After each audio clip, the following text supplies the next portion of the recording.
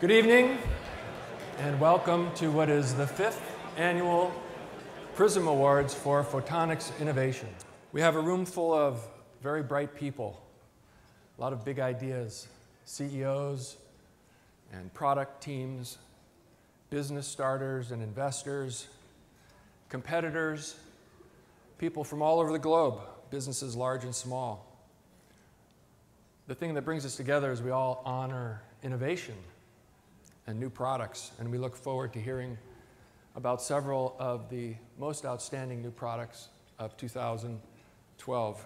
To introduce our first category, scientific lasers, is someone with a passion for bringing new technologies to market. He's an out-of-the-box thinker who created the Ocean Optics Blue Ocean Grant program, which gathered R&D ideas from smart people outside his company. And prior to his role as Divisional Technology Director at Halma and CTO of Ocean Optics, he worked at Newport Spectrophysics for many years.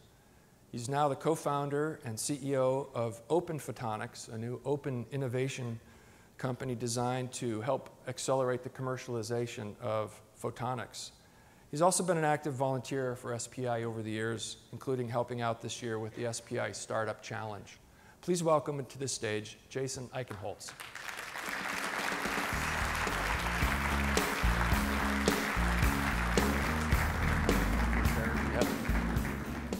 What an amazing night, huh? Pamela, the rest of the SPI staff, this is amazing. Congratulations for a job well done.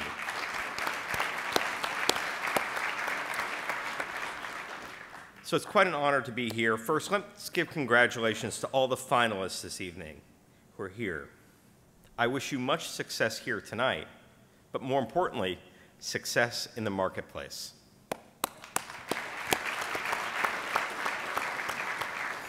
I want to thank Karen and Tom for the honor of being here, and thanks for all the support from Photonics Media, Peter, and the rest of the staff at SPIE and Eugene for the honor of this evening. This is quite an honor to serve as a presenter, and for the honor again this year to serve as a judge. You really get a pulse of innovation in this industry. It's electric, and thank you for that honor.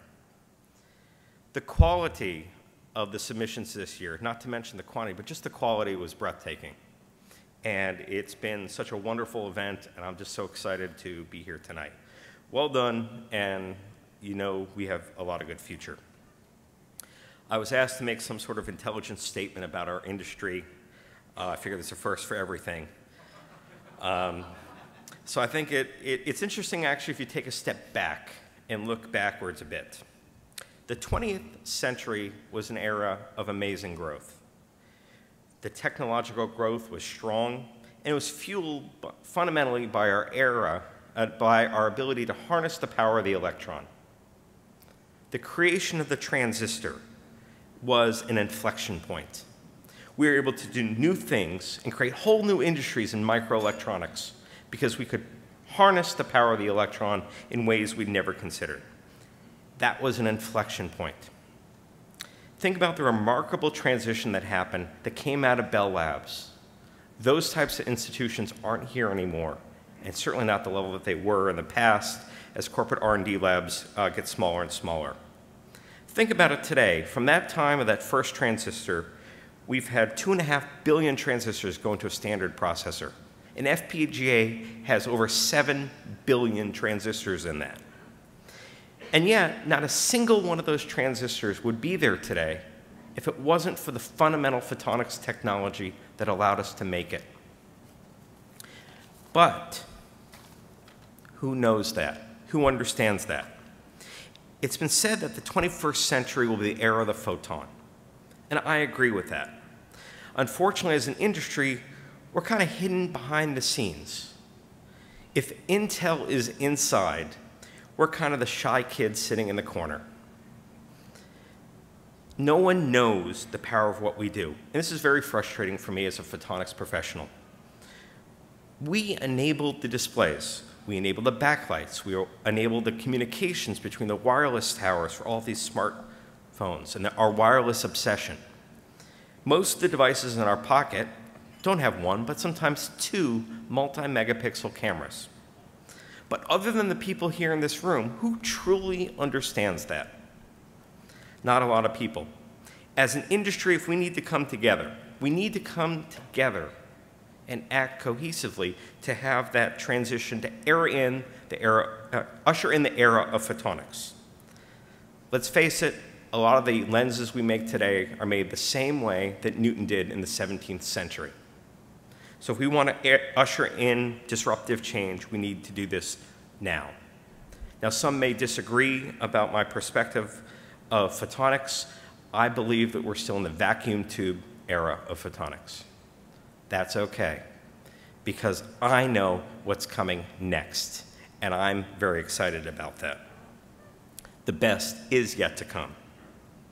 As an industry, we need to reinvent ourselves a bit. We need to find new and better ways to collaborate, especially across disciplines, because we're fundamentally an enabling technology. We need to find our inflection point, like the transistor. But let's start with smaller ones, smaller discoveries where we're working together. The good news is we've witnessed pockets of explosive growth. If you look at what happened when we replaced these big, bulky lasers with kilowatt glass fiber lasers, we saw change. There are even new opportunities tomorrow and going forward in silicon photonic chips driving tomorrow's data centers. The good news is we're getting there. The photonics industry is ideally positioned to leverage and embrace innovation and change.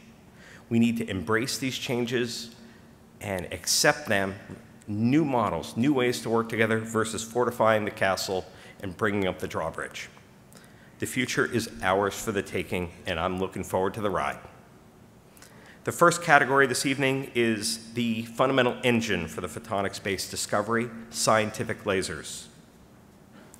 These lasers are at the tip of the scientific discovery arrow. They enable new science, new applications, and new technology to emerge, and they're used by physicists and biologists alike. The finalists tonight offer access to new wavelengths, new ways to control ultra-fast pulses, and better, faster, and more detailed medical diagnostics and treatments, all enabled by our ability to harness the power of the photon. Let's see the finalists. The world is changing very fast. Big will not beat small anymore. It will be the fast beating the slow. The finalists: Continuum, Horizon OPO, Femto Lasers, Femto Source Rainbow CEP4, Insight Photonic Solutions, Advanced OCT Swept Tunable Laser.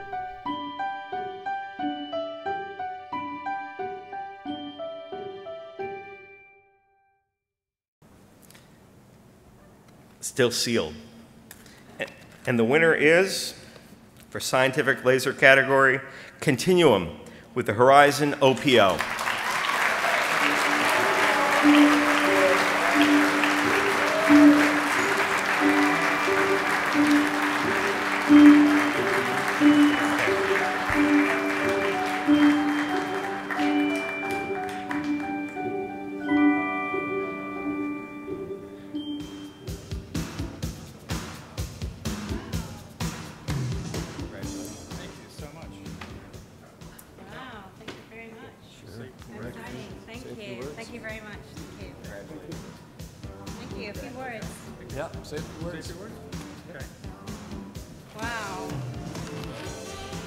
Because it's me who always says a few words, I'll say a few words.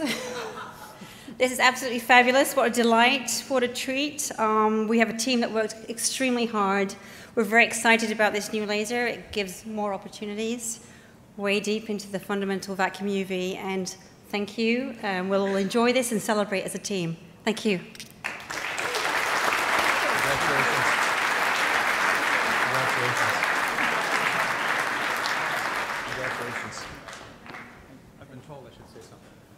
Absolutely. If I could just say something very quick, because I never like to have Carmel get the last word. Just real quick is that whether innovation starts as a scrawling on a napkin at a conference over a glass of wine, or it's part of a brainstorming activity, I think everybody here understands that it's a group effort, okay? It takes the innovator, the inventor, the engineering team, the marketing team, and a tolerant corporate organization that says, this is one of our priorities. And I think everyone here has to have those characteristics. And so I congratulate everyone who's a finalist, and particularly the winners. Thank you.